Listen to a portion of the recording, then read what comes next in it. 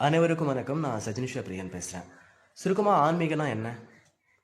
99% போலியானது, ஆனால் மிச்சம் 1% ஏற்றுக்கொள்ளக்கூடியது. மிச்சம் 1% தூய்மையானது.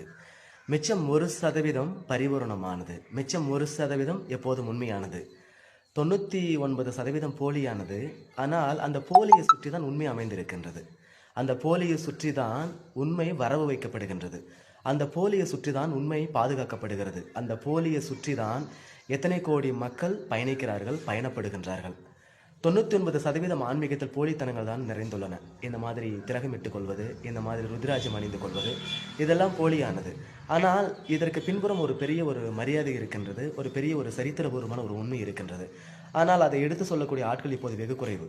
அது ஒரு ஆன்மீகம் மலிவுபட்டு போனதற்கு அதுவும் ஒரு காரணம். இப்போது நித்யானந்தா போன்ற சாமிகள் எல்லாம் ஒரு விஷயம் சொல்கிறார்கள் இல்லையா? ஒரு தடவை அவர் ஒரு பரபரப்பூட்டினார். அதாவது என்னவென்றால், சூரியன் உதிப்பதை சில மணி நேரங்கள் நான் நிறுத்தி வைத்தேன் அப்படின்னு அவர் சொல்கிறாரு. அதை கேட்டு அவருடைய ஆசிரமத்தில் பல லட்சக்கணக்கான பேர் இருந்தாங்க, பல ஆயிரக்கணக்கான பேர் இருந்தாங்க. அதெல்லாம் அவர் நம்பிட்டாங்க. ஏன் இதுக்கு எப்படின்னு கூட ஒரு கேள்வி கூட அவங்க கேட்கல. ஏன்னா கேட்க வேண்டிய தேவை எதுவும் இல்லை. நீங்கள் நம்புவது மட்டும் ஆன்மீகம் கிடையாது. சிலவற்றை நம்பாமல் இருப்பதும் பூர்வீகமான ஆன்மீகம். நம்பிக்கை உதறி தள்ளுவதும் ஒரு சரித்திரபூர்வமான ஒரு ஆன்மீகம் என்று சொல்லலாம்.